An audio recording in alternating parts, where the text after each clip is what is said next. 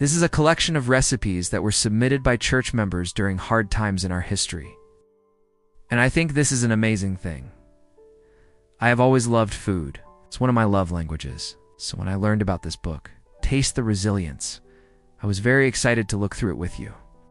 This book was put together by the Church History Department at the request of the First Presidency. So this book is part of the church's 200th anniversary celebration. The church began in Western New York in the early 1800s, and many of the early converts were from families who had experience with great hardships, such as the Irish who came over and were escaping the potato famine, or those pioneers that were crossing the plains. They brought with them recipes that helped them endure their journey, and those recipes are included in this book. So let me show you some of these wonderful recipes that people have submitted. Many of them come from World War II. We all know that World War II was a terrible time in our history, but we might not know that over 34,000 members of the church served in World War II. And so here are some recipes that were submitted from that time period. Elder LeGrand Richards was serving as a mission president in the Central States Mission when war broke out. The missionaries were called home, and President Richards found himself with extra supplies. He took some of those supplies and shared them with the Native American communities who lived near the mission offices, and he included this recipe for fry bread. Fry bread is something that is sacred to many Native Americans, and I love that President Richards shared this with them.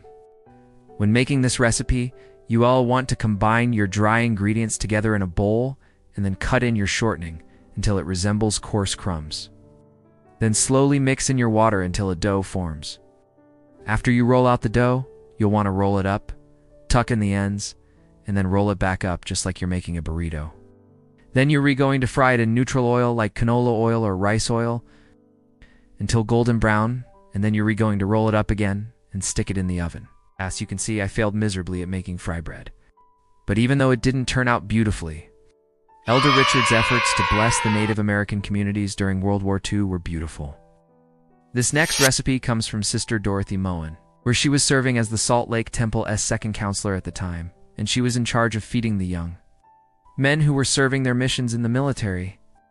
She wanted to remind them of home while they were serving their missions, so she sent them packages full of food. One of the things she sent them was oatmeal cookies. In order to make these oatmeal cookies, you're going to cream together the butter and sugar until it's light and fluffy. What? You'll add your eggs one at a time, and then mix in your dry ingredients. After you have a smooth dough, you're going to roll it out and then roll it back up. Once it is chilled, you will cut it into halves, and then you will cut each half into thirds. Roll those pieces out, and then you will want to roll them up and then stick them in the oven. Sister Dowden's service to the young men on their missions is an example of selfless service. She wanted to lift the young men while they were away from home, and I think that's such an amazing thing. Here's another recipe that comes from someone serving in the military. This is Brother Ralph E. Hallman. He was serving in the Pacific when he wrote this recipe down. Missed his mother dearly and her homemade bread. Said I missed her more than anything else in the world. We carried this recipe with him throughout his time in the service. When making this bread, you are going to want to combine your yeast with your warm water and then let it sit for a few minutes. In a separate bowl, you're going to cream together your butter and sugar until it looks like frosting. Then you're going to add your eggs, one at a time. In a separate bowl, you'll combine your flour and salt and then slowly mix in the dry ingredients. Then you'll want to add the wet ingredients and continue mixing until everything is well combined. After it has risen, you'll want to knead it and then roll it out. Once it has risen again, you'll want to roll it out and then tuck in the seams. You are going to roll it out one last time, and then you will want to place it in the loaf pan, and then you will stick it in the oven. Or something about homemade bread that makes you feel loved and cared for. I know that Brother Holman missed his mom. This is one way that he honored her memory while he was serving. Let's go back in time a little bit more and talk about the pioneers. The Mormon pioneers crossed the plains in the mid-1800s, and they faced so much hardship. They traveled in covered wagons, and they walked alongside of them. They pulled handcarts filled with their belongings. Some traveled in groups, while others traveled alone. It's estimated that around 70,000 pioneers traveled this journey across the plains. Not everyone made it. Over 5,000 pioneers died on the journey west. During this difficult journey, pioneers would eat dried fruit and nuts to help sustain them. These dried fruits and nuts would be brought along and eaten raw or ground into flour and used to make bread. Here's a recipe for Indian pudding that includes dried fruit and nuts.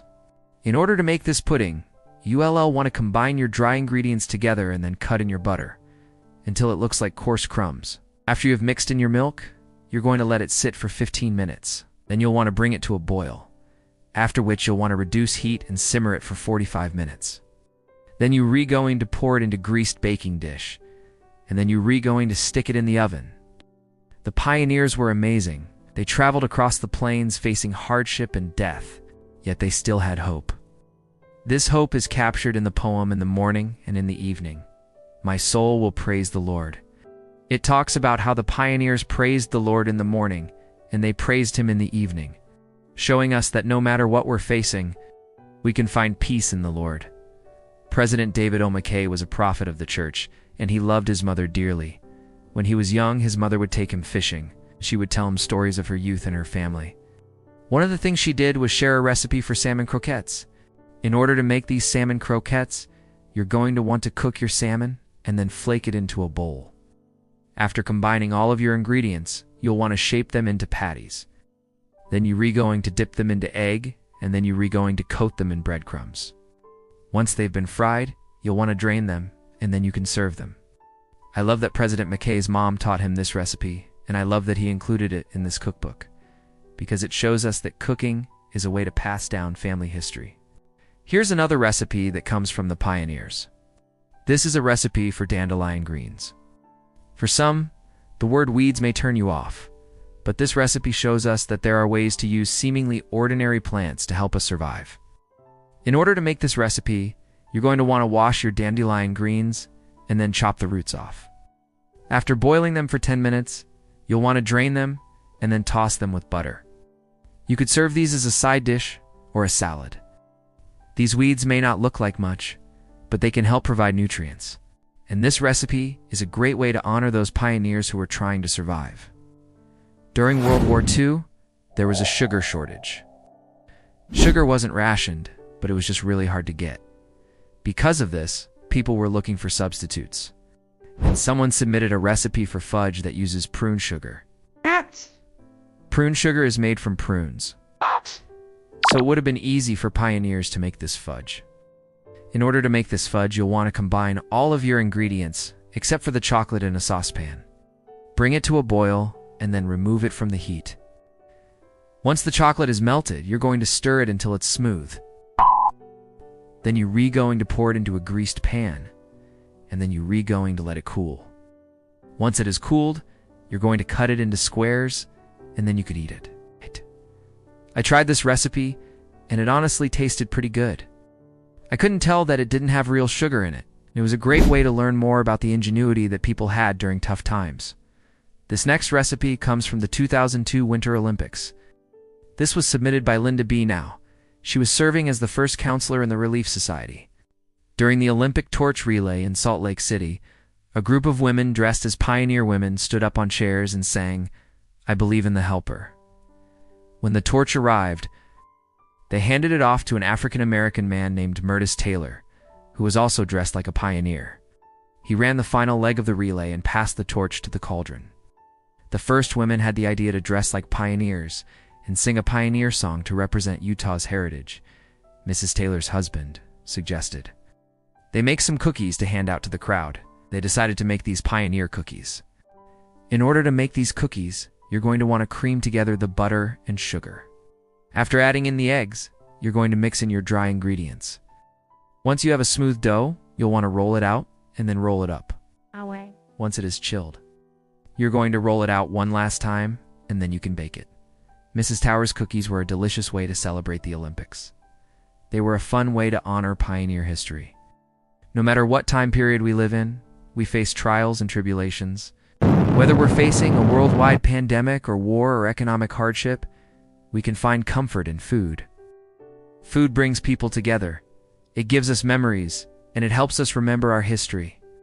These recipes are a testament to that. They show us that even in the toughest of times, we can find comfort in food. If you want to learn more about the tough times that these recipes come from, you should watch the video linked here. And if you want to see more videos like this, you can subscribe to this channel.